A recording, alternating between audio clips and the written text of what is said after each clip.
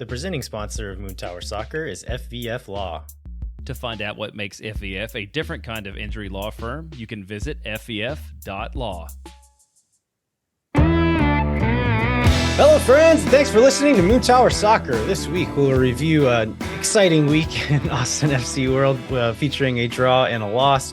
We'll cover some other Austin FC news, and then we'll also preview the final stretch of the Austin FC season and take a look at what Austin needs to do to be able to make the playoffs. My name is Landon Cottom, and I'm joined, as always, by Mr. Jeremiah Bentley. Hey, everybody. I'm Jeremiah Bentley. And Landon, I have. You probably don't know this. This is a little bit of an embarrassing story to tell, but I do not own a Moon Tower Soccer t-shirt. Why not? Well, the one I pulled for myself, I realized when we made the original ill-fated decision to hand deliver those shirts as opposed to shipping them, which I think we both agree was a mistake. We were one shirt short in my size with what we picked up. So like the shirt that I pulled for myself, I rolled back up and delivered to somebody else. So I do not have a shirt, but you do have a shirt. And I feel like you have a story about that shirt that you want to tell this week. Do I? Oh, yes. Okay. I didn't know what you were talking about, but I remember now. Yes. So I do have a Moon Tower Soccer shirt, and I will not wear it out whenever I am going to an Austin FC event, or if I'm going to be around people that I know, but I'll just wear it around the house. I'll wear it out running errands. So went to the grocery store the other day, was wearing my Moon Tower Soccer shirt, and I was thinking I was wearing it around the house already. It's fine. I'll just wear it. We walk into the store. Ashley, my wife, immediately makes fun of me for wearing my own podcast shirt into the store. And I'm like, it's fine. Nobody's going to know what it is. And even if they do, they won't know that it's me. And we walk in, I walk up to the meat counter. It's the first thing that I do when we get in there. And the guy behind the counter says, "Hey, do you listen to that podcast?" I was like, damn it. You got me. And so I had to tell him, it's my podcast. And he told me he's a listener. So, hey, Christian, how's it going? Thanks for saying hi. And then I had to go back with my tail between my legs and tell my wife that somebody called me out. And so she went and had to gloat and talk to Christian behind the meat counter again. But that was embarrassing. I'm so glad. Thank you, Christian, for sharing that, making that moment happen. And I think we should probably go ahead and plug again as a reminder that we are looking to add to the team, the Moon Tower Soccer team, for one or two positions, a social media person and possibly a part-time co-host. And we've got a ton of people who are interested and a lot of talent. What do you want to add on that topic, Landon? No, it's been cool to see the names come in, some familiar names, but even more exciting, unfamiliar names, people that we aren't familiar with, that we don't know in person or from social media or anything like that. So that's exciting too. I think it could be, excited to add some new blood, but also just meet some new people. Maybe that'll be cool too. Talking about meeting new people, I met another listener on the way into the stadium the other night. And he was asking how the hiring thing was going. And I was like, well, I didn't realize that what was going to happen when we did this is we're trying to get someone else on board so that we do less work. But by running a job application, I'm now doing more work. And he's like, it's your HR now too. And I was like, yeah, exactly. And so didn't think that part through too much, but we're excited to finally get this part of it over so that we can settle into to kind of life afterwards. But I think we're gonna be accepting applications through the end of this week. And then probably next week, we'll start reaching out to our favorite applicants and maybe having some further conversations about what it might look like going forward. But yeah, if you're interested, feel free to put in an application. You can find, I'll put it in the show notes again. It'll be linked in the show notes. You can go to our website as well and find it on there. But there's a Google form that you can fill out and put your information in there. Yeah, there will be no TPS reports. We think we can guarantee that from whatever we do. And I don't know, but we've got a lot of things that annoy us about corporate America that we will promise not to inflict upon the folks that we end up working with. So let's get into the Austin FC news of the week. I know you had family in town, so I doubt that did you catch any of the FC Toe match live? I actually did get to watch it. Yeah, okay, I watched. I didn't get to go to it, but I did watch it at my house. Yeah, so we did watch it at home too. So Austin FC2 clinched a playoff spot with a 2-1 win at home over LAFC2 in penalty kicks. So Joe Hafferty with the goal for Austin. Jeremy Batioja, I would say, with a penalty kick for LAFC.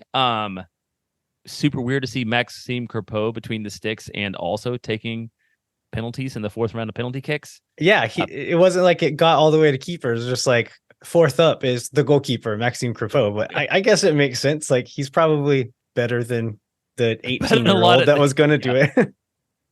For sure. So that leaves Austin still second in the West. They'll play at Minnesota United 2, I guess the alternate universe possible home of Micah Burton. Yeah. On Sunday on the road. Like, what did you have some takeaways from this match? I mean, it's nice to finally get the spot clinched. I think we've talked about this on the show before, but not many teams make the playoffs, and so they've clinched now. I believe the Rapids won this last weekend, so Austin can no longer be the 1 seed. And so essentially right now, Austin is fighting to keep a home playoff spot. And that's not guaranteed because there's several teams on the Eastern side who have more points than them. So they need to keep getting good results to be able to maintain that home playoff spot. Yeah. And there's, I should look this up before, but there's this deal where what if you finish first or second, then you get to pick your opponent in the first round of the playoff. But I don't remember the specifics of that. Do you have that in front of you? So the first seed gets a bye. Second and third seed gets to pick their opponents to play at home. And then it kind of gets divvied up between the leftovers at that point. And the higher seed plays at home. So, like I said, as long as we can, I guess even if we don't finish as one of those top 3 seeds, there's a chance one of those teams picks us to play away at home. But I can't imagine that, given Austin's record, that many teams would be going out of their way to play Austin at this point. No, that doesn't seem very likely. I would agree with that. In other Austin FCC news, so Damian Loss, I believe this is like every month, basically, other than July, he was named goalkeeper of the month. We won it March, April. Oh, not in May, not in July, but but Damian Loss for August was the goalkeeper of the month. So it's the third time that he's won that, by far more than anybody else in MLS Next Pro. Man, he earned it in this LAFC game too. He was a star in this one. Yeah, that's right. He had a lot of really good saves. He definitely bailed the club out. And usually he's got a really strong center back pairing in front of him. It felt like it wasn't quite so much that way this week. So it was a well-deserved recognition. Good to see him hanging on to that. Speaking of center backs, Julio Cascante got a national team call up to the Costa Rican national team. And I don't know that many people had this one on their bingo cards, which maybe we should have, though, because he was on the short list for Nations League, I believe, not too long ago, and ended up not making the final roster. But he's on the roster and is going to travel and play with the team this time for sure. Yeah, I think probably the thing that people were a little bit confused by is Julio is not in his best form of the year for sure. And earlier, when he got that Nations League call up, I feel like everybody was, or I guess on the provisional roster, but everybody was very Julio in. And I feel like a lot of people are kind of frustrated with his performance over the last month. So it was, I think, a little bit of a surprise. So he will play in an international friendly against Saudi Arabia on September 8th in England. He has, I didn't know this, he made one previous appearance for his club in a friendly, so he's never made an official performance, but still good for him to be back there. And then he will be back in time for the home fixture versus Portland. So kind of back to playing against his own club on September 17th. And not missing any Austin games too, which is good news. Yeah, that is good news for sure. So it's great for him. And I guess, I don't know, would you read anything else into that? Were you a little bit surprised just because of his form, or? Yeah, a little surprised because of his form, but it's also not it's not the craziest thing. Costa Rica has regularly started MLS center backs for their national team, pretty regularly over the last many years. So it's not that crazy of a thing to happen, but just given his recent form, it did surprise me a touch. And then also other international news. Micah Burton gets a call up to the US U17s. US Soccer announced this week that Micah Burton will be called up for 2 international events in the Czech Republic and Brazil in preparation for the FIFA U17 World Cup. So it will be they will play against Ukraine on September 6th. So tomorrow, those of you who listen to the show on the day it comes out, against Switzerland on September 8th and the Czech Republic on September 10th in a tournament in the Czech Republic, and then 2 international friendlies in Brazil. I thought it was a little bit. This press release talks about in preparation for the U17 World Cup. So do you feel like at this point he's pretty solidly going to be a part of that roster? I mean, yeah, based on the last competition that they played in, I can't even remember what that was at this point, but he was prominently featured. Like, if not starting, then he was coming on at the end of games every time. So I think with the way that he's been playing now, if he can go in and just put in solid shifts in these games, that he is pretty locked in to be a part of this team. And the other piece of news on that, just as a reminder of how the academy is developing players. So in 2023, it's Burton, Owen Wolf with the U20s, Irvin Torres, which is both US and Mexico, right? He's got called up for both of those. Yeah, I can't remember if he actually went into camp or played with Mexico, but he did get called in. Yeah, maybe he got called in. So this press release also says in 2023. So it's also possible that Torres was in 2022 for Mexico. Yeah, 2023 for the US. Gavin Wolf for the US U15s and Vigo Ortiz for the Mexico U15. So a lot of talent in the Austin FC Academy, getting some national team call-ups, which is really good to see. Yeah, absolutely. Anything else, Jeremiah? No, I think let's go ahead and let's take a break, and then we can get into the 2 games of this week, and then we will have a fairly lengthy discussion, I think, kind of on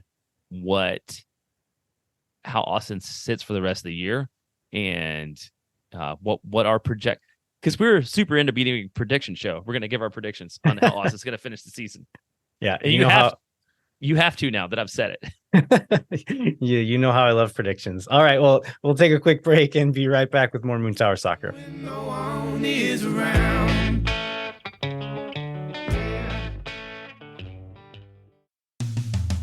Moon Tower Soccer is brought to you by our friends at FEF Law, the official injury lawyers of Austin FC. FEF is a different kind of personal injury law firm dedicated to community, transparency, and client education. You can go to FEF.law to find out what makes FEF a different kind of injury law firm and why understanding your legal options can dramatically change the outcome of a case. Once again, that's FEF.law. Amplify Credit Union is a member-owned financial cooperative that served the needs of Central Texans for over 5 decades. Amplify's team lives and works in the community, making them the experts on how members can achieve their financial goals. What makes Amplify different? No bank fees. Amplify is the first financial institution in Texas to put an end to bank fees. In 2022, Americans paid almost $8 billion in overdraft fees alone. Millennials paid an average of $336 a year in bank fees, which works out to 6 Austin FC game tickets per person per year. You pay none of those bank fees with Amplify Credit Union. Amplify membership is open to any Texas resident. Learn to trust your bank again at Amplify Credit Union. To learn more, go to www.goamplify.com/moontower. And again, we are offering free parking at the Esperanza branch of Amplify, which is minutes away from the stadium. For any Moon Tower Soccer listener, you can go to that website that Landon mentioned earlier, provide your email address and details about your car for free parking, because apparently everybody did a really good job of providing their email address, but not like their license plate number, which confused Amplify. But they were very happy about the response. So continue to do that. So you do need to RSVP so that Amplify's facilities team knows not to tow your car. So email address and car details. And you can do that by visiting, what's the website again, Landon? Goamplify.com/moontower. And we did have several listeners reach out last week and say that they already bank with Amplify Credit Union and are very happy with it. So if you're thinking about changing, you're looking for it, yeah, give them a shot. All right, we are back. We're going to talk about Austin FC's frustrating and maybe illegitimate loss to the Seattle Sounders. Yes, I can't wait for that part of this discussion. So this extended Austin's losing streak to 3 in MLS, 5 overall. Again, like a controversial one. We'll get into what that looked like. I guess we can start with lineups here real fast. So I guess what were the questions coming into this game about the lineup? Like what I can't remember this far back. Like what were our thoughts, predictions, concerns for this one? I think there's a little bit of who might start at center back just due to health for everybody. I think it's a little bit of would Alex Ring or Owen Wolf start in the midfield because we knew Danny was out on red cards inspection and expected to see Valencia, and a little bit of a question around who might be available and healthy to play at the striker position. I think were the main ones that we had. Right. And then we had talked about, because it's a short week, playing midweek and then on both ends on the weekend, just like rotating guys who had played a lot. And so we I think we saw a little bit of all of that. I think we got the same fullback pairing with Gallagher on the left, Lima on the right, Matt Hedges, Cleo Cascante in the middle there, with Leo Weissman on the bench again. He didn't get a chance to play in Dallas due to the red card, it seems like, based on what Wolf said in the post-game presser. And then we got Owen Wolf and Johan Valencia in the midfield with Driussi playing as the 10 role there. And then Memo Rodriguez on was he on the left or the right hand side? I think he was on the left and Rigoni I think he was on the right. left and Rigoni was on the right. And then Zardes at striker. So it was this game was the kind of the standard shape, which was defending in the 4-4-2, attacking in the 4-3-3. Johan Valencia was playing that lone 6 role in the attack. In the post-game press conference, Ring ended up coming in late in this game. Wolf talked about in the post-game press conference, like as if like this is still just kind of part of working him up to full fitness after being out for so long. And then, we weren't sure if Zardes was going to be fit, but he ends up being able to start at the 9. So, all right, let's get started with just, I guess, the big moments and goals throughout this game. So, I think Austin's first chance comes from Matt Hedges' header from a corner that was just over the bar in like the 13th minute. And I think throughout the game, he was able to get on the end of a few different things, was never able to capitalize, but good to see him kind of being a threat and being a presence in the box there. In the 29th minute, Seattle gets a breakaway. I just praised Matt Hedges. This one comes from an errant Matt Hedges pass and leads to a breakaway. Jordan Morris plays into Leo Chu, and Johan Valencia is there covering. It was going to make it a really tough shot, but ends up slipping. It lets Leo Chu in 1v1 with Stuver in the box. He ends up missing wide, but really dangerous moment there. Memo Rodriguez gets a chance in the 34th minute. It's a shot from the edge of the box that he tried to curl into the back post that Fry ends up saving. And it started with a 30-yard line-breaking pass from Matt Hedges here again, I believe.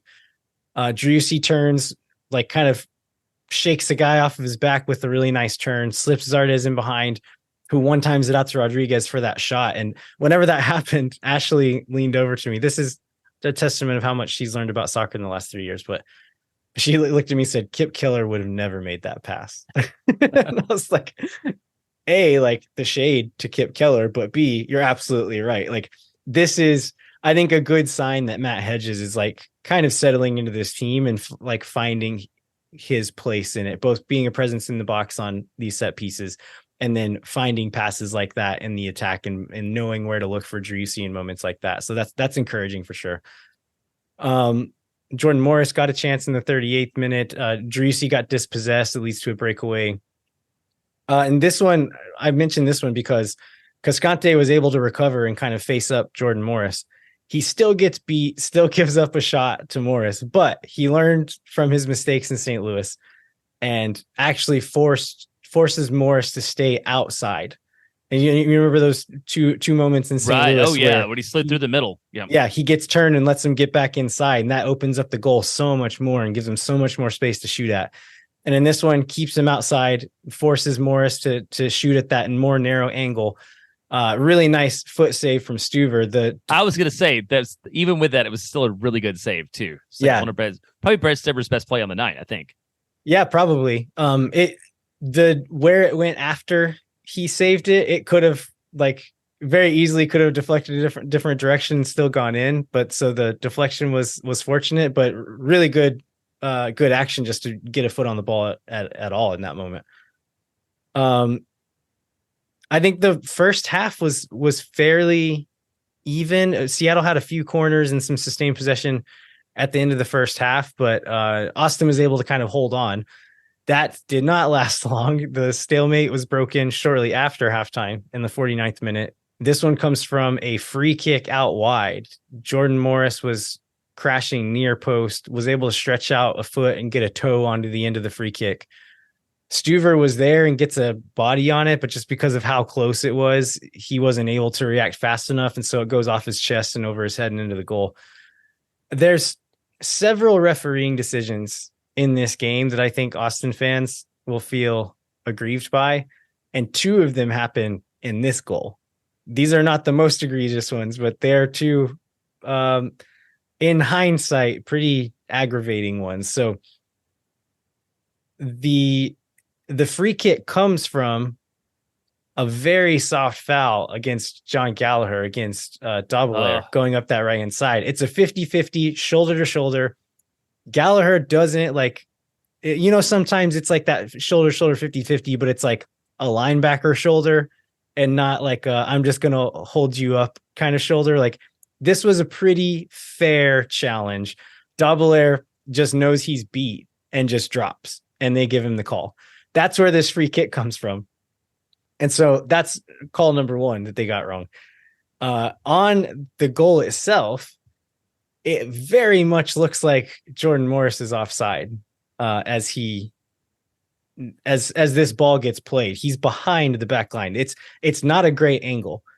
And so like for the foul, I get it. Fouls get called, they don't get called, whatever. Like you have to just deal with those. But on these kinds of moments, like if there aren't enough camera angles to get calls right in the final third, and I think that's what this one is. Like I'd imagine there just wasn't a good enough camera angle to definitively say Jordan Morris was definitely offside, so we can't overturn what was on the field.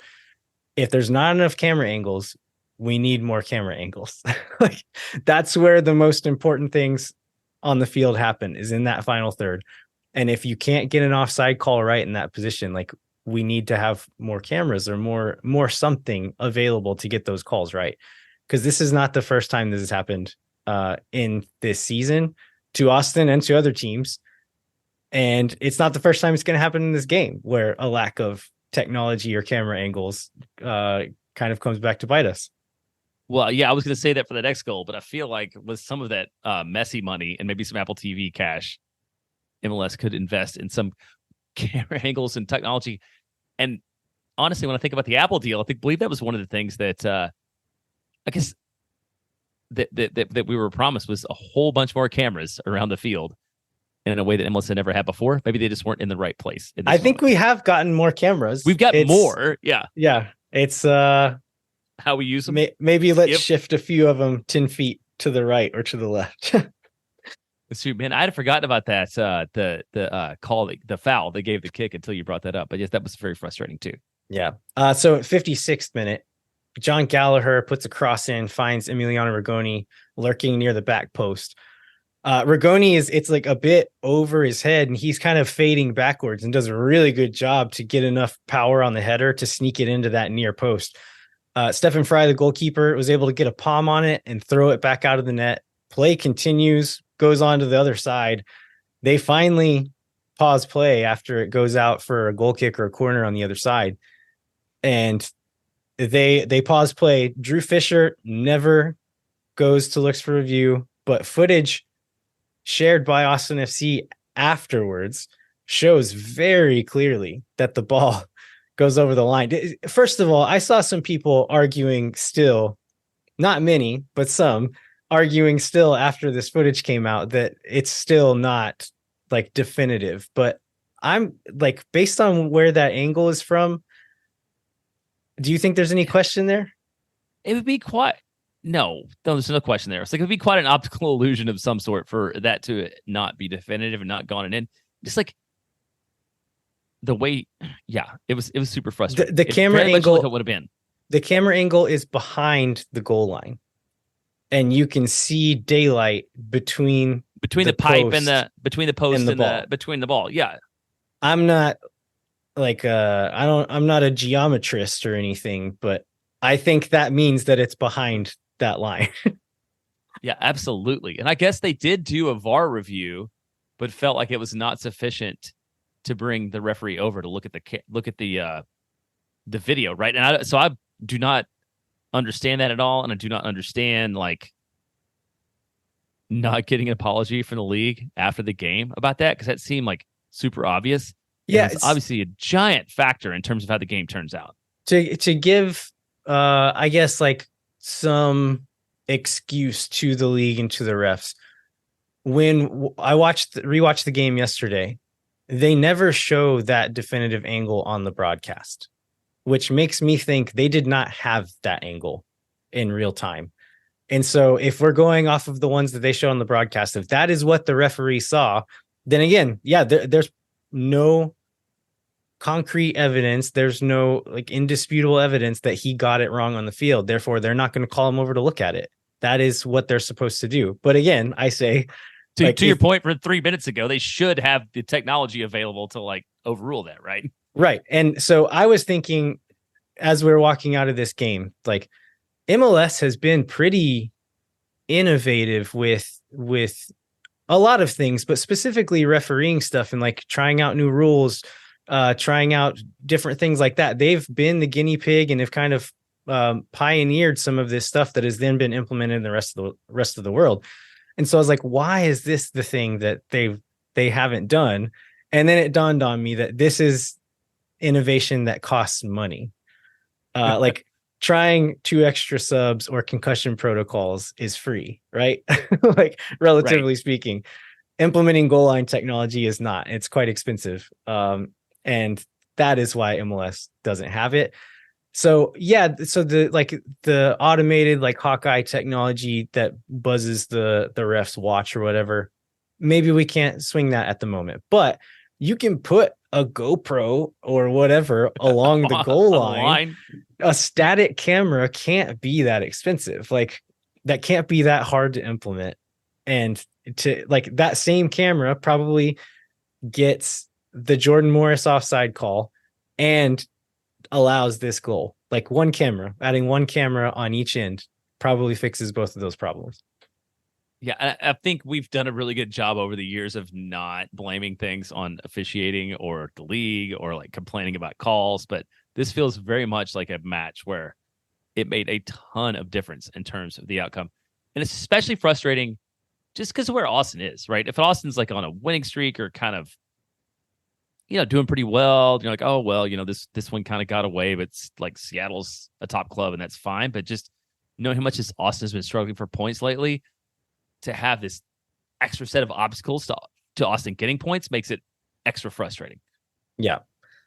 So moving on throughout the rest of the game, Austin eventually evened it up in the 72nd minute. This is a Memo Rodriguez corner kick that gets like glanced on at the near post by Jossie Zardes. Does a good job to kind of arrive in that space and flick it onto the back post.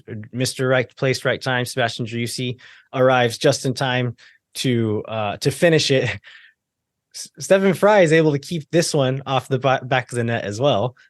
But this one was a little clear. It bounces off of his back leg. He's kind of facing sideways in the goal, and it hits his back leg, and his front leg is already behind the line. So this one was a little clear. They didn't really need to look at this one too much, but yeah, that puts it 1-1. So shortly after that, Will Bruin and Alex Ring come on for Jossie Zardes. Bruin got some decent chances throughout the game. Austin was able to keep pressure on for a pretty long stretch after that goal, but wasn't able to make anything to get anything from it. In the 90th minute, Seattle has numbers forward, people in the box. A cross comes into the box from wide left. Cascante is able to get down. It's kind of a low cross. Cascante drops and gets ahead to it, but is unable to clear it out from danger. It falls to a Seattle player. Cascante's able to get up, blocks that shot. Austin unable to win the loose ball in the box again. Falls to Albert Rusnak. And Alex Ring kind of goes in with like a high leg trying to block the shot. And somehow Rusnak shoots it like behind his plant leg. But I feel like I don't know. I feel like Ring goes in a little awkward there and maybe could have done that a little differently in the moment. But it's again another one of those things where like 3 or 4 different actions where if someone executes just a little sharper, keeps this goal out, whether it's Cascante getting a cleaner header on the ball, Vicen able to win that second challenge and get to it, or Ring maybe being a little cleaner with his challenge on the Rusnak shot. Like just a little bits of execution that could have prevented this. Yeah, and I feel like Wednesday Ring, we won't talk a lot about sort of the individual game performances of players, but I feel like Alex Ring from Wednesday looked like a guy in recovery. Like he was kind of slow. He was a little bit awkward on that play. I just feel like when he got on the field, back to the question about like why was Owen Wolf starting an Alex Ring, like the way he was running around, I'm like, oh yeah, there's a reason why Alex Ring is not quite all the way there yet. Obviously he'll have a big part in the weekend performance, but I'm not surprised that was the outcome of that play, just because he felt like he was a little bit off and a little bit getting back up to speed. Yeah, we'll definitely have more to say about Alex Ring later on in the show. Yeah, I mean, again, this game ends not long after that. It's a game that probably should have ended 2-1, but with Austin winning. Maybe the other, yeah, absolutely. Maybe the other result. I would agree with that. I saw the post game press conference. I had a particular quote that I thought, just because you are more like know way more about tactics than I do, and this is one from Josh Wolf afterwards. He says, "Right now we're losing the battle in the box. Weren't willing enough and clean enough and efficient and ruthless in the boxes. The opportunities come up for this at one end. At the other end, it seems like anything and everything goes in, whether it's deflections or misplays or poor decisions." Do you feel like to this point in the season, like that has been the issue? It's just like execution in the box on both ends? Yeah, I mean, for in large part, yes. I think there's some games where that's not the case, where just nothing was going right. It seemed like the plan was wrong, the execution was wrong in this game, and then going forward to this New England game, I thought like the game was pretty good. Like Austin was doing quite well, and like the structure looked good. The like everything was good except for the big moments. And either we got some help from the refs and for some of that, but also there's other moments that we could have put stuff away, could have made a better tackle, could have won a challenge in the midfield, and just don't do that. And I think that is, yeah, there's moments where it's other stuff, but I think that has been the biggest problem for us in this year. It's just executing in the biggest moments when it matters. Yeah, and then I don't know how much we want to talk about specific performances. We could talk about Memo because he did not. I think he played at all in the game on the weekend, but I thought he looked pretty good. He's a guy. I feel like he's a guy. He's who I thought he was. Which is like a solid role player to have on your team.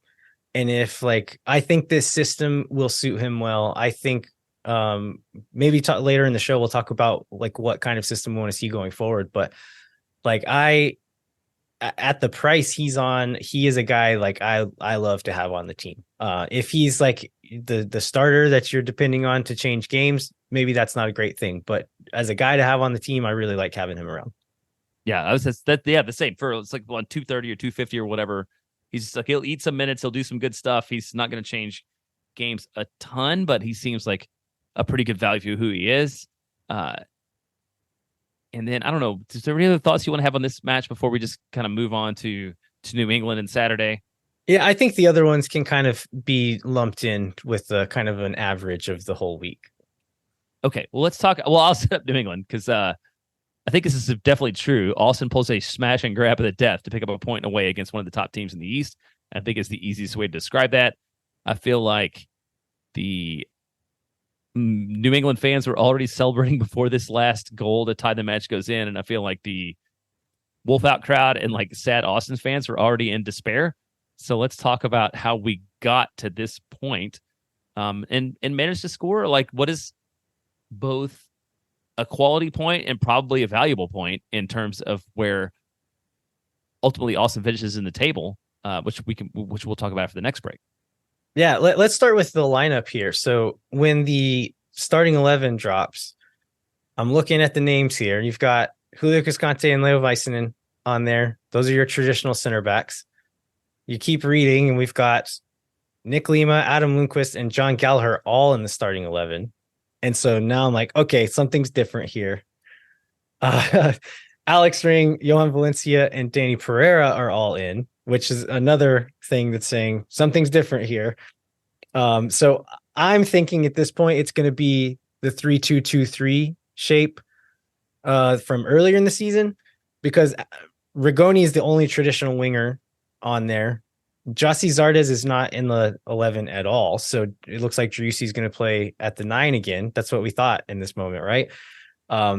They come out, and what it does end up being that 3-2-2-3 shape, that box midfield from earlier in the season. So it's straight wing backs with Adam Lundqvist and John Gallagher playing in the wing back role.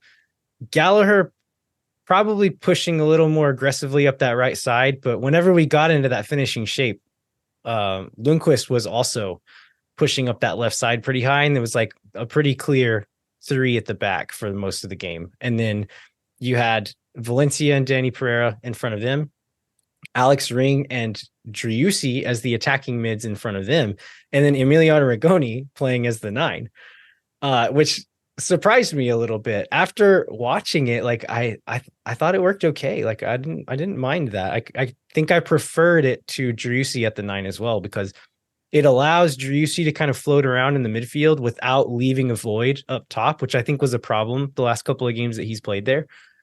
Emiliano Rigoni is pretty good at stretching those back lines, and then as we'll see in the goal in this one, that he moves quite well in the box, and I think he's good. Like that's a good skill set of his. It also brings back the Alex Ring, Sebastian Driussi attacking mid partnership that was so successful in 2022. So I thought this shape was good. I know there's a lot of people who don't like the box midfield look. I'm a fan of it, and I thought it worked quite well in this game.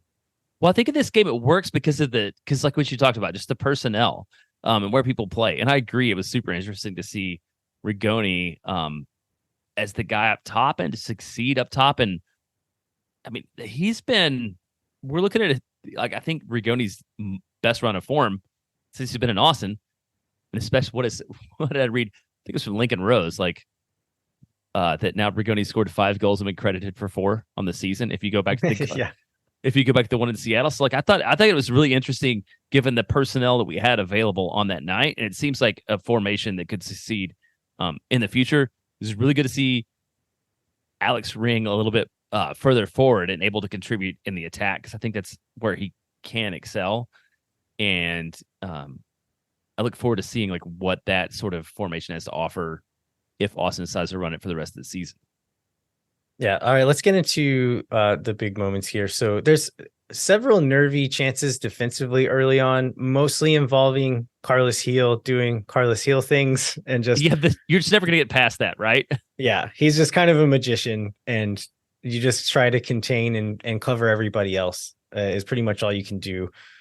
There's a big opportunity in the 10th minute where Nick Lima crosses a ball in, finds Driussi running on the backside.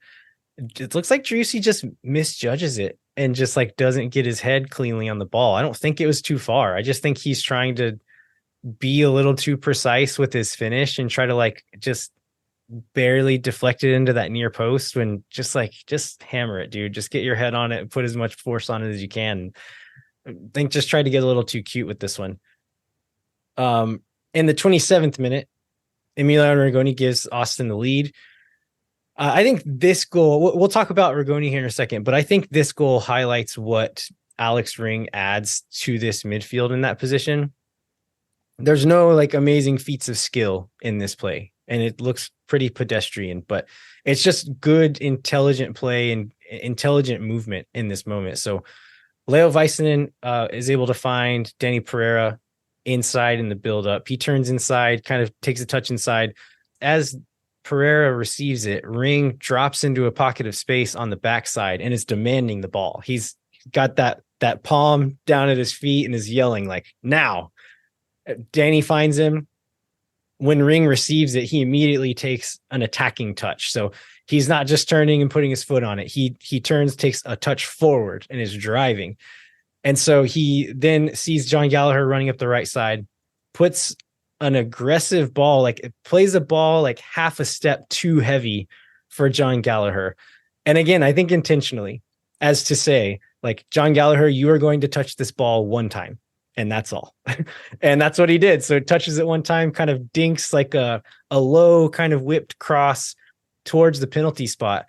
And going back to Emilio Rigoni, so as Alex Ring receives that ball in that pocket of space, Rigoni makes like a direct run in behind, stretching that back line. As Gallagher receives it going towards the inline, he realizes like, okay, this run isn't useful anymore, and checks that run and kind of floats back towards the penalty spot and arrives just as Gallagher is putting that ball into that spot. So the finish, we'll call it skill. You mean the driving the ball into the ground and right. He gets a foot on it in a good spot. It ends up like a lot of spin, kind of like floating into the back post. And so everything up to there is good. The touch is maybe a little lucky, but everything up until then, there's no luck there. This is really good movement, really intelligent play from several people in this goal. So like Alex Ring, again, like not a particularly skillful player in many regards, but just a smart player. And I think there's several times in this game where just the speed of play really adds to what Austin can do in the attack, because it would just get a little bit ponderous, a little bit indecisive, a little slow at moments. And there is time, like in this offense, there's going to be times where, we're going to reset, we're going to move the ball, but there are also times to go, and they were doing it in this game, and it led to some really dangerous moments. I feel like you're foreshadowing the final moment of the match here by talking about Alex Ring and the interest in just going instead of like working the moment. So that was that. And then I don't know about you, before I even had a chance to like sit back down or understood that we were in the lead. And it seems something I should have looked up, but it seems to be a trend with Austin FC. Like New England immediately rallies to score the tying goal before Austin fans have even had the chance to like enjoy their moment. Yeah. So big pet peeve with MLS broadcasts is they miss restarts almost constantly because they're showing close-ups and replays at moments when the ball is in play. And so whenever I'm watching at home, I almost never know how a play starts, where a corner went, where a goal kick went, because they just cut back from a 10-second close-up of the coach's face for whatever reason to miss play. And so they cut the ball's the net. Yeah. So they cut to this one, and there's like, the ball has clearly been in play for several seconds. So I don't actually know what happened before this, but it's very shortly after the restart from the goal. And so Leo Väisänen has stepped high to mark, I think Heel or somebody, I don't remember exactly who it was, but he's unable to win the ball, kind of puts a foot into a challenge and doesn't win it. It puts Carlos Heel in with, I think, like Valencia on his heels. But anyway, our whole back line is just on their heels, sprinting back towards goal because of Väisänen missing that challenge. It ends up with Ian Harkes in behind. He plays a really teasing ball in behind that back line across the box. Julio Cascante isn't able to get to the ball in time and slides, and in doing that probably gets in Nick Lima's way and prevents him from doing anything with it. And the ball just rolls right into Chancale's path on the back post, and he finishes past Stuver. So again, it's one of those times, just like a few different moments that better execution along the way stops this goal from happening. Yeah, and that would be it was just super disappointing. That makes it 1-1. Chancale would, and both the Heels would factor a lot into this match. So but it goes to the break, right? It's tied at 1. Yeah, and Austin gave up several shots, but in the rest of the first half, but they're all very low percentage. A lot of shots from distance, which shots aren't great at any time. But if you're forcing shots from distance as opposed to like little 1-2s in the box, you'll take that most of the time. Yes, go into the halftime break even just after halftime. New England gets the go ahead from a quickly taken short corner. So Carlos Heel plays it in quickly to Nacho Heel, his brother.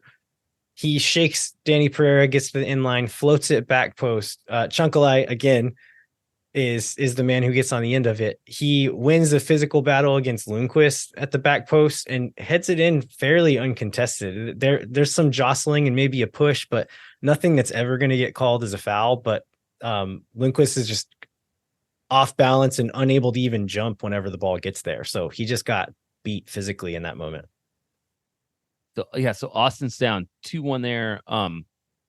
Really beyond that, like the Revolution don't create a ton of chances. I think if you look at this little like momentum chart, it's almost all Austin after that. I did want to talk about corner like kicks here for a second. No, because you're going to talk about short corners and how good they are, and I don't want to talk about that. But okay, never mind. Let's talk about corner kicks. I will say something about that, where this is a chance where like a quick short corner takes advantage of the space. I think the ones that Austin does bad is when they end up just going back and back and back and end up either putting in a terrible cross or kicking it all the way back to the keeper because they didn't do a good job at the short corner. But this is an example of a quickly taken short corner that gives you the advantage and gets you like a better crossing position than what you have from over in the corner. That's not what I was going to say though. I was going to say that. Okay, I'll take that though, because I do appreciate a quick short corner, and I feel like Austin's ponderous short corners are what annoy me. But go ahead. What were you going to say? So Austin is the worst in the league at conceding goals from set pieces, and so I just like decided to like do a little thinking and like looking up some stats as to why this is the case. So it often is moments like this where it's a 1v1 duel that is lost. Like somebody got beat 1v1 and that's why we get scored on. And so like, why do you have any theories as to like why? I don't have a definitive answer. I have some theories I'm going to float, but I don't really have a solid answer here. On why Austin keeps individually getting beat? Or just giving up so many goals on corners and set pieces. I was gonna say, if I assume it's individual component, Austin is so slow. I think that would have something to do with your like ability to respond to one-on-one action, which would be my biggest issue with sort of the way the roster is currently constructed. Yeah, I think that's probably part of it. I think for a lot of the season, we just didn't have many big players on the field because we were playing with only one real center back on the field, and then most of the other guys weren't that big. The big guys who are in the field, we have Cascante and Zardes out there, are, as you said, slow and aren't going to be able to keep up with guys in those like quick reaction moments. I think there's maybe an argument for this like not being a focus in training. I think that could be part of it. I think one of my main reasons why I think like what I think is the biggest thing is kind of like the player profile and like the mentality. Going back to what you're saying about the speed, like that is an attribute you look for in players, and that you know this about a player, you factor that into what you think about how they're going to fit into your team. I think we've talked a lot about how Austin picked guys based on offensive attributes, not really thinking about defensive attributes at times. And when you think about players like Tim Parker, Michael Boxall, like these like mean dudes on other teams, they're good players, but they're just like mentality warriors and like just mean SOBs on the field. And we don't really have any of those guys on this team, right? Like we just don't have like anybody like you're afraid is going to just like truck through your back or just like dominate you on a corner. Like we just don't have some good athletes, sure, but not just like the mean warrior dudes on the field.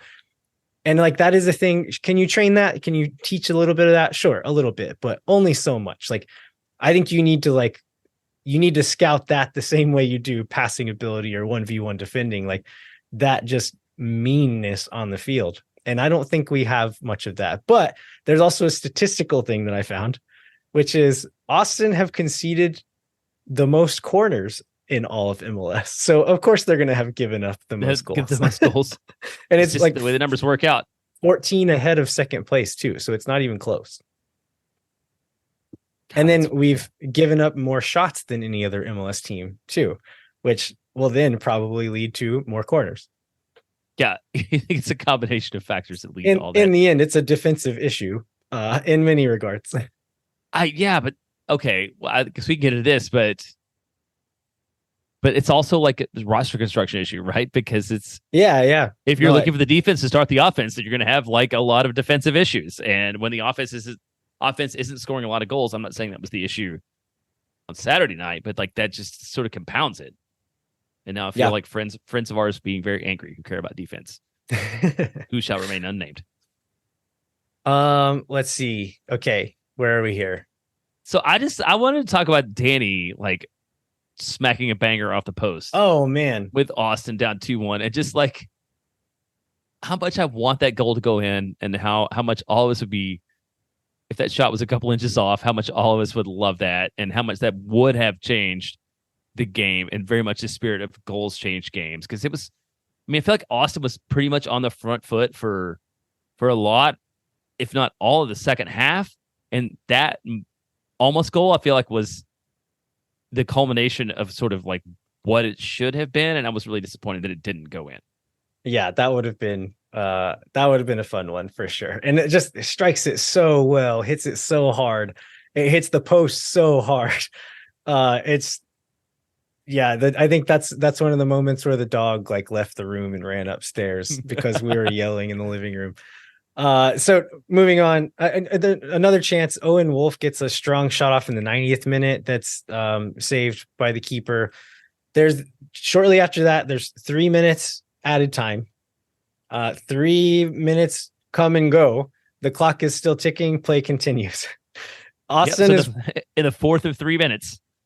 Yeah, and so so they made a sub during added time, I believe, which is probably why this happens. Which I like. Props to the ref here. I know we've given refs guff during this episode, but props to the refs here. I hate whenever they say 3 minutes and then okay, there's a sub, a guy lays down and fakes injury, whatever, and then they still blow the whistle right at 3 minutes. Like that's not how this is supposed to work. And so the fact that they gave a little extra time, I think, is what they should do. And I'm glad that it benefited us in this moment. But Lima puts a cross in, like I think like as the clock is ticking close to like the end of the 4th minute of added time. Will Bruin is in the box. I think there's kind of a challenge, like an aerial duel in front of him, and he thinks they're going to win it. It goes past those people and just bounces off of Will Bruin's leg, falls back into the path of Alex Ring. He takes one touch to put it back into his path, catches it on that little baby bounce, and hits a beautiful strike with his left foot, and just like places it just inside the far post to tie Austin up 2-2 right at the death of the game. Yeah, I don't remember if maybe there's a restart. I guess there's a restart, but that's basically it. I don't know this. Is Alex Ring left footed? Because that was a banger of a strike, and I don't think he is he? He's actually like he's tried stuff like that with his left foot in the past, and it does not work. He's like, again, like Alex Ring is like a mentality intelligence player, but lacks. And even in 2022, how many times did we say like, Alex Ring got into this beautiful pocket of space, made this really nice move, but then just like his touch let him down, his shot let him down. Like there's a lot of moments like this, and I think especially on his left foot, like he's prone to do that. But in this one, he catches it beautifully and like hits it really, really well. Yeah, it was beautiful. I guess it was good to see. So Austin gets out with a victory, gets a very, very needed point, although Austin still like stays in 10th in the West. It's also good to CJ Fodry got his first 3-4 minutes, maybe even less than that. I don't remember of action for the first team. So that was good to see. Overall, I felt like maybe it was because Austin finally had a full complement of options, but I feel like the subs were good. I know people have had a lot of criticism about Wolf about subbing late, but like Lundqvist and Weissman had come off pretty early. I just felt like they're like, for once, it seemed like there were subs that came in that could sort of change the shape and change the way the game was played, which I think was really encouraging. Yeah, absolutely. And I think the options are part of it. Just like having enough good players on the bench that you do have options. It's not like, okay, this is the only guy I trust to go into the game, so I have to put him in now. Like that's not the case whenever we have all of these players healthy. So yeah, good to see that. Leo Väisänen, I think he played 60 or so in the Seattle game. Played. Oh wait, am I thinking? Did I get it backwards? You have to get backwards. He played 60 in this game. He came as a late sub in the Seattle game, right? He didn't play quite that much. Yeah, that played much like time. 30 or so. And so Yeah. Matt Hedges was saying he had like a little tweak with his hamstring. And that's why he wasn't able to go. So it kind of seems like, again, it's great to have those two options. They can kind of spell each other and let each other get healthy there. But Väisänen in Seattle looked a little rusty to me. And I think in moments in this one too, but also had some really strong moments where like it reminded me like, oh yeah, this is what this guy offers. And like, I'm not worried about him. Like he might be shaking some rust off, but we know what he is. And we know that he is maybe the best center back on the team whenever he's fully fit. Yeah, I think you're right. So I'm excited to see the 12 days worth of getting healthy, like what this club looks like. And I think it's what we will sort of get into after the break. I think before we do that, I just sort of one more Josh Wolf post game quote I wanted to get your perspective on. He says this is like the third in three good performances for me. So that would be Dallas, Seattle, and New England. I mean, the cynical side of me would point out that we got 1 point among those like non-possible points. But I do feel like that's a little bit those are better performances than the ones before, and certainly better performances in the Leagues Cup matches. Like, do you agree with that take? I mean, these are not MLS Cup winning performances, but compared to what Austin has done over the span of this season, I think these 3 games were quite good. Like until the Danny Pereira red card, Austin was on the front foot for most of that game. Like if you take away a few sketchy refereeing decisions, like Austin probably wins that game against Seattle. So I don't disagree with Amir. I think these are some of the stronger performances, especially in like the last little stretch of the season. These are some of the stronger performances. And again, it's like it's taking advantage and executing on big moments whenever you give yourself chances, and then winning balls, not letting other teams take advantage of you in big moments. Like those are the little things where it's like overall the game is quite good. And even like Julio Cascante in this game in particular, like overall, I thought he had a pretty good game, but again, he has 3 moments that put us in a lot of trouble. That like those are the ones that are going to stand out, and those are the ones that matter the most is in those areas. But overall, like again, I did think he played pretty well, so I think that rings true with what Wolf is saying about the performances overall. Well, let's go ahead and take a second and final break, and then I have one more thing. Oh wait, okay, go ahead. Yes. We've talked about this offline. We haven't mentioned it on the show about implementing a rant segment for me to. Are you going to rant now? Awesome. This I think we decided on all caps is what we're going to call this. Go all caps, Landon. Because of how a famous rant I did in a group chat with Kevin Morris and some other friends whenever something happened. I don't even remember what it was, but all caps. So this one is about Owen Wolff. So Owen has had, I think, performances the last 2 or 3 games. I think Owen has had 2 or 3 decent games in a row after a stretch where he didn't really look all that great. And during the New England game, like online and talking to some other people, I like noticed some like groaning and grumbling as he gets subbed on to the New England game. And like, this is where the rant stems. Thinking Owen shouldn't be a starter is a reasonable argument based in logic and evidence and sound thinking. Thinking Owen isn't good enough to play at all for this team is like major anti-Wolf brainworms. Like this is like Owen Wolff is absolutely good enough to play for this team.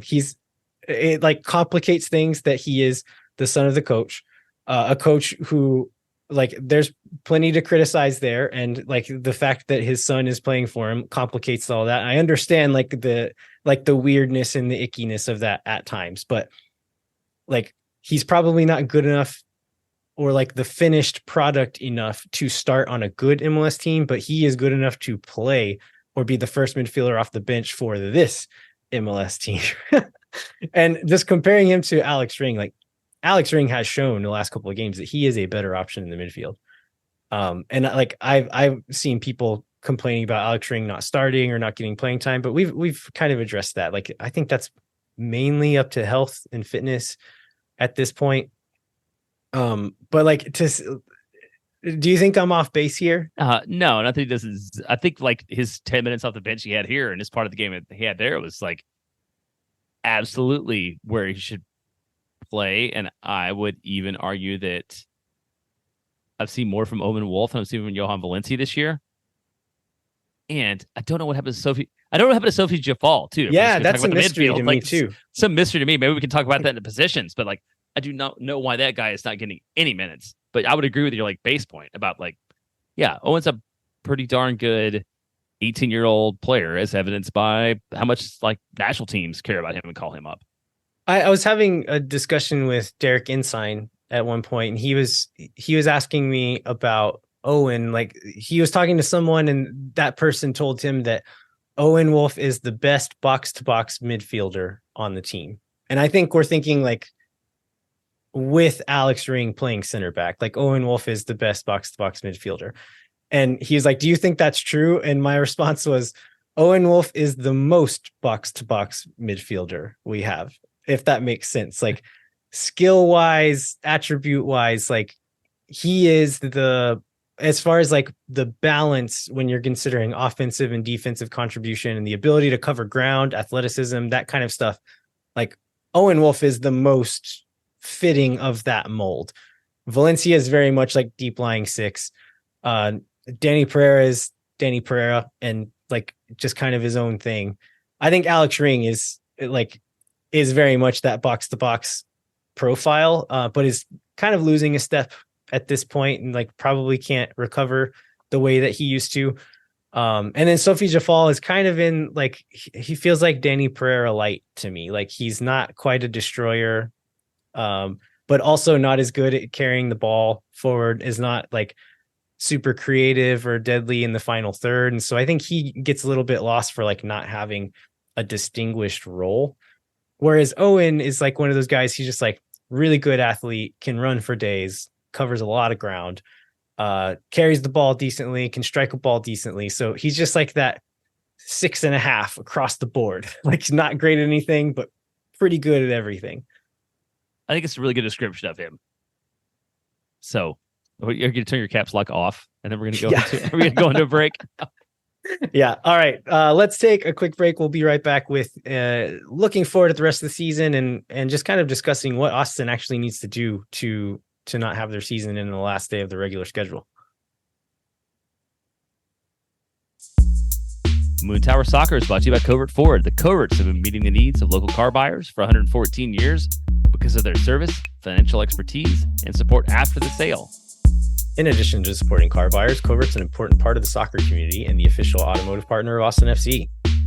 And we again want to talk to you about a 2023 Ford F-150 XL, stock number 2230658, which you can get for 1.9% financing over 36 months, and you'll have 90 days till the first payment with approved Ford credit.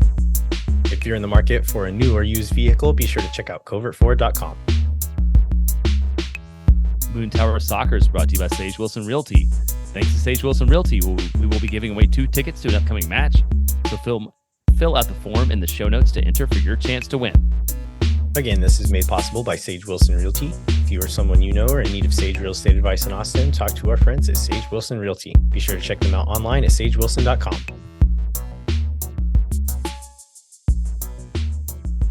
All right, we are back. We are going to look forward to the rest of the year and kind of lay out what the rest of the schedule looks like and what Austin needs to do to sneak in above, if not the 7th place official playoff spot, the unofficial 9th place playoff spot, where Maybe you're not technically in the playoffs, but you don't have to stop playing on the last day of the season.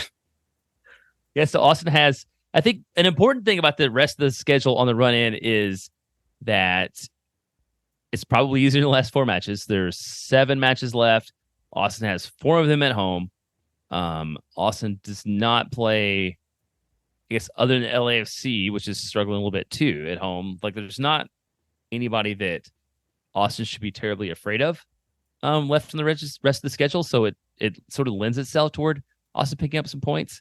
And I feel like Austin is as healthy as they're ever going to get. And especially they'll be helped by the 12 days off. So just to sort of reset things, Austin currently sits. We lost 1 spot in the table this week, right? So Austin went from 10th to 9th, I believe. I mean, 9th to 10th. Yeah, Austin went from 9th to 10th. 33 points. Generally considered Austin needs about 45-ish to make it into the playoffs. I don't know. From there, like, what are you thinking? What do you think Austin will get? And what do you think Austin needs? Yeah, so Phil West wrote an article last week kind of laying this out, which is very helpful. And then also Tim Thompson, who is on Twitter at Tim O. Thompson. He's always posting like interesting stats and little tables and charts and stuff like that. So definitely give him a follow. But he posted a table that was like, okay, with this stack of results, this is how many points Austin will end up with. And this is kind of the likelihood, like a color coded of red to light green to dark green, of like how likely they are to get into the playoffs with that number of points. And so based on kind of like ninth place over the last couple of years, it's just over 43 points. And so 3 wins and 1 draw gets Austin to 43 points, which would maybe get them 9th place.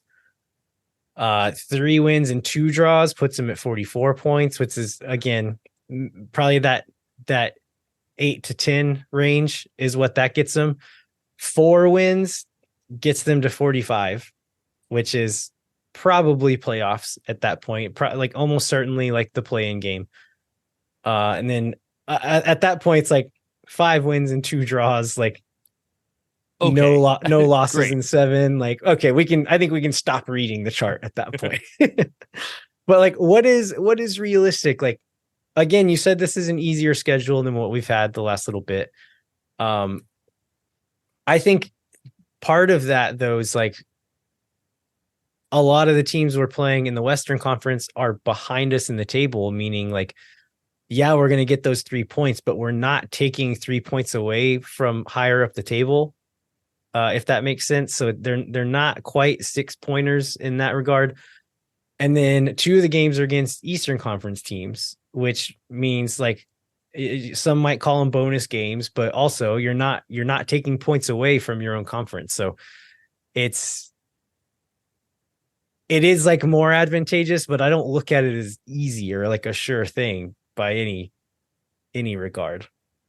I mean, if I was to just, and I'm not going to say specifically which ones of these will turn out in which way, but just from seeing the schedule and knowing what I know about Austin, I feel like there are 3 more wins in Austin this year.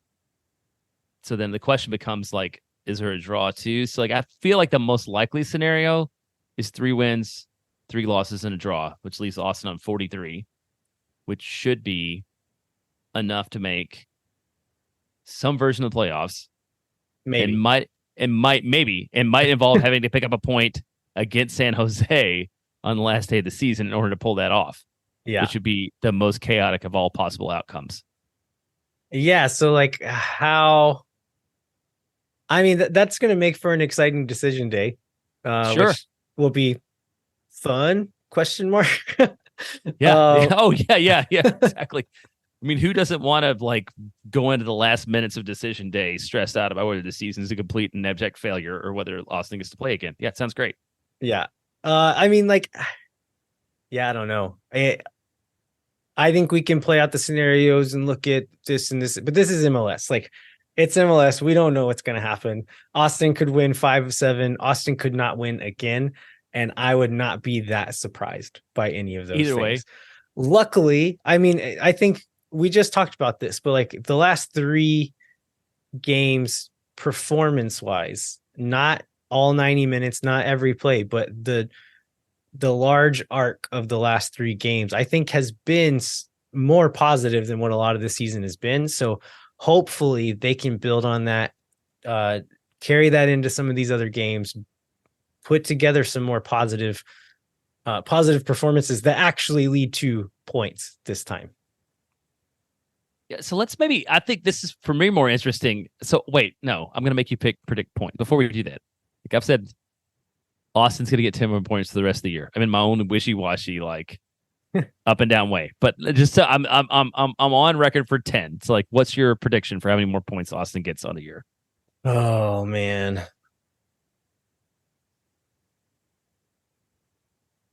I want to just say the same thing as you, but that's boring. Okay, over under on 10. Go quoting the great Marcelo Tissot. Oh no, this is good. Okay. I'm still feeling pessimistic. It's against my nature, but I'm going to go pessimistic and say under. Okay. We'll see. Well, we'll see. Among the many things that we've predicted this year and gotten wrong, we'll see where that lands on. Where it is. I think the more interesting thing is let's talk about players. So now that, because we just talked about this, like the upside for Austin is that Austin's healthiest are going to be almost everybody, with the obvious exception of John Kolnich, is going to be available. There's not a lot of midweek games. I think there's maybe 2. There's no cups left, so congratulations on that one. So let's just sort of look at position. So I started with who's our best center back pairing, but I will change that to say, like, do you think we'll see more of 3 at the back, more of 5 at the back, or 4 at the back between now and the end of the season? And then go on to who we expect the center backs to be. Yeah, Wolf said this in post-game press conference that like now that we have these guys healthy, that is a decision he's going to have to make. So I would not be surprised to see more of this back 5 look. It will be a little different with those 3 being Vyson and Cascante and Hedges, but like I think what they give up, like if you move Nick Lima out of that line, you're giving up some of the speed and athleticism there, but you're also adding some size and just like the experience and nous of Matt Hedges back there. So I think you can call that pretty even, but I would honestly like to see that going forward. And I think it's a very real possibility with Vyson and Hedges both probably going to be fully fit coming back into the next game after this break. So you mean that being a back 3 with wing backs? Correct. Yeah. Okay. Let's go to the midfield and where we see among sort of Ring, Owen, Danny, Valencia.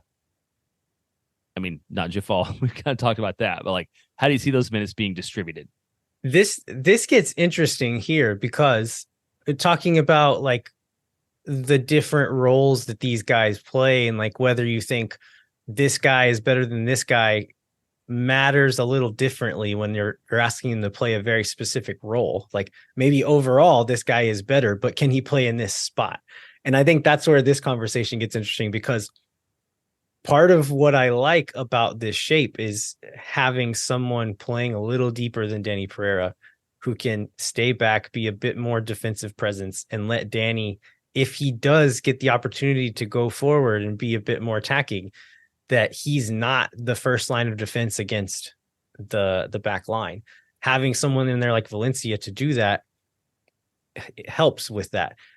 I would say, like, whenever we have everyone back and healthy, you could say, like, okay, maybe we put Alex Ring in that spot as that other 6, but Alex Ring isn't going to sit back like Johan Valencia does. And so that's where it gets complicated. It's like, I liked Alex Ring up forward, but okay, let's say Josty Zardes is back. Do we play him at the 9? If that's the case, do we put Rigoni as one of the attacking mids? And like, it gets weird and complicated after that. So like, I really don't know the answer, but I think there's an argument for, even though he's probably the worst of 4 or 5 midfield options available, like maybe you keep starting Johan Valencia. So do you say, when you talk, because I feel like Alex Ring can do that. Are you just saying that Alex Ring like won't do that? Is that what you're saying? Like, no, it's like It's like a Because mentality thing. Like if Austin is up against it, Alex Ring, I don't think he's just gonna sit behind everyone else and wait. Like he's gonna go and try to help win the game, which is great. I like that mentality of him in a certain position. But if he's the protector in that moment, he can't really do that. And so I think he would do a good job there, but it's gonna look different than with Johan there in ways that might not always be good. so then I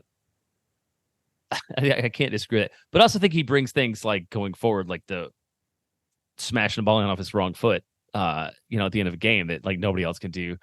But where do you see them? So do you see now Owen's minutes coming more like we saw in the last match, where it's 10, 20 minutes on the end of it? Or, I mean, Danny could probably get himself in yellow card trouble again between now and the end of the year. Just like, do you see him as not being sort of a starter from here on out, given everybody being healthy? Yeah, I would think so. Like as long as Alex Ring continue, like if he does get fully fit, and this isn't just like the new state of things, if he actually is working up to like a higher percentage of being able to play than he is right now, then yeah, I think that should be the case going forward. Is Owen is first option off the bench to come in for Ring or for Valencia or for Pereira, whoever needs it at the moment for whatever reason. All right, well, let's move forward to the wing. So we've seen one thing, and we didn't really talk a lot about it. So we've seen, maybe just because of load or whatever, but like Ethan Finley's taken a little bit of a step back over the last week. You think that's just like minute management, or do you think so you see that going forward being something where you see less of him?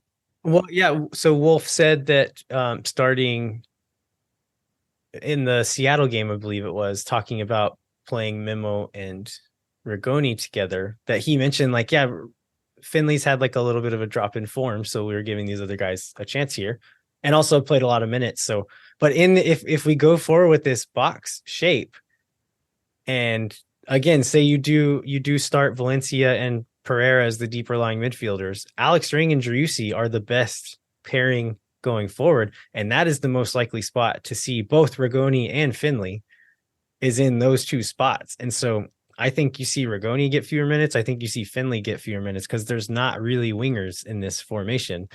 It's those wing backs are occupying those wide spaces. And if Alex Ring and Driussi are the two options there, like if they keep playing like they did in this last game, you're not going to bench those guys.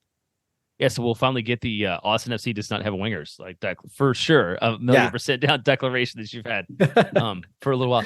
And then I guess the other one is like Roddy Redes played a lot right up until the transfer deadline when we thought he was going to go out, and people wondered if that was a little bit of a showcasing Rodney to hopefully find a buyer. And now that we haven't seen him play much or make the 20 much since, I guess that was probably true. Like, do we see any more Rodney Redis in an Austin FC uniform? I would not be surprised. I mean, the fact that we're seeing Fodre get bench spots ahead of him, like, yeah, I think part of his minutes before were due to lack of options, right? We had a lot of guys hurt, a lot of guys having to shift around positions. And so I think that was part of it. Now we do have options. We do have Fodre. They think he's ready to play in those spots. So yeah, I would not be surprised to not ever see Redes in an Austin uniform again. I will not be super sad about that either. I'll be sad on a personal level, but not on I agree on an academic level. Yeah, it seems like that was probably not the best use of some funds. So you talked about Fodre. I imagine he will play a few more minutes. Is there? I don't believe there's anybody else from Austin FC2 that we will see much, if any, of, depending upon how you define Kip Keller. Do you? Unless the whole season goes to like trash and they're just trying to see if any of these guys who maybe have first team deals can make a difference. But do you think we see anybody else from Austin FC2? No, probably not. I mean, like, do you get expanded rosters for the playoffs? I can't remember. I don't remember either. But they're probably not going to see the field, even if you do. Yeah, even if you do, I would not expect that. I would, even if you do, like, I would, maybe you don't see Kip Keller even then, because like you don't need him anymore, right? If you've got three guys who are potentially starting, plus Alex Ring that can slot in, plus John Valencia that can slot in, plus Nick Lima that can slot in that back three shape, like I don't see a need or like even wanting to use a bench spot on him anymore. So yeah, probably not. Maybe if there's an injury somewhere, maybe you get Valentin Noel up again. But yeah, I think that's probably all. Yeah, that doesn't seem like, I don't remember what we did. I'm starting to think now of these over unders that we picked, and I feel like that was going to be one that's probably under. We did with Marcelo earlier year about the number of FC2 guys we saw on the first team. Yeah, I don't remember what I said, but I think it's probably good. And then we've teased this, and he did a pretty good job of it. So Emiliano Rigoni seeing more time at the 9. How do you feel about that? Yeah, I mean, I thought he was good there. So I still maybe think Zardes is a better overall option, but like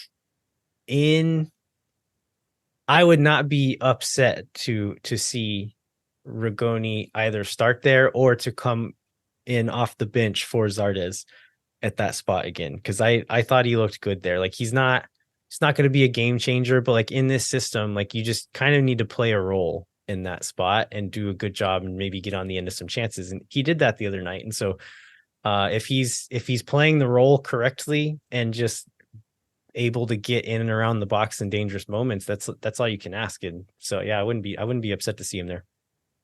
I'm not going to go all caps on this, but I will say that I've seen some commentary that like even after Rigoni scored goals, like the fans deserve to get more from him given how much he's gotten paid. And I'd say like completely disagree with that. Like if we get the contributions from Emiliano Rigoni going forward that we got in the last few months, it's fine. Like, is he the best DP in the world? Probably not. But like, you're looking at a guy that looks like a guy that could score like 10 goals in an MLS season. And like, there's nothing wrong with that. Yeah, and like at this point in the season, like that doesn't matter. Like it doesn't. It's about getting results in these last games you have, getting hopefully some results in playoff games. Like that's all that matters at this point. In the off season, as soon as that transfer window opens, the salary matters again. Like it does.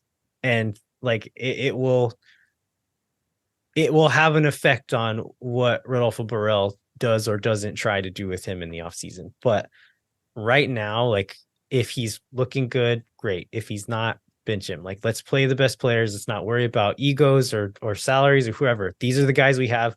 Play the ones who are playing well. Don't play the ones who aren't. And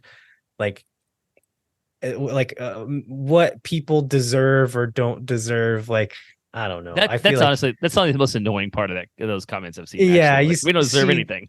Like in Italy and in Argentina, or like I think in France it happened this weekend as well, where like the ultras on the end like demand the players to come over and apologize and let them berate them after a poor result. Like I hate that. I think that sucks so much.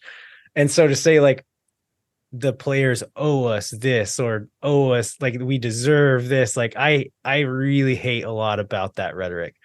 And they get paid a lot to play a game, but the stakes are high for them as well. And like we'll worry about that part in the off season. I think that's right. Well, do you want to talk anything about any other players before we sort of wrap it up and move on to next week's show?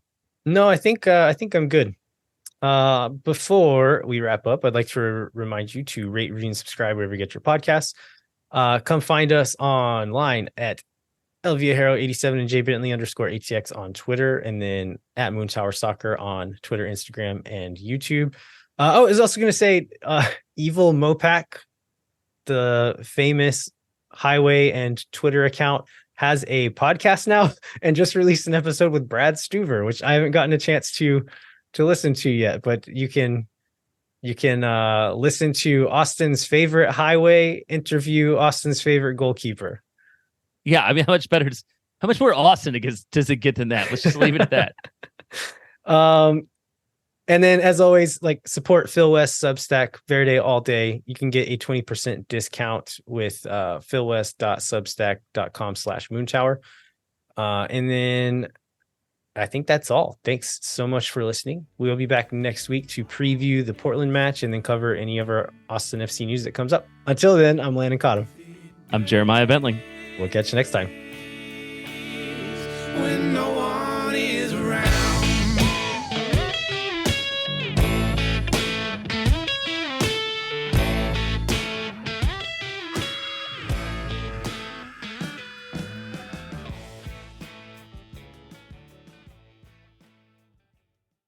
Think for nothing, you never. La gente. Oh my God. My name's Landon. Until then, I'm Landon. Wait, what do I say? My name's Landon Cottom. Until then, wait, no, I don't know.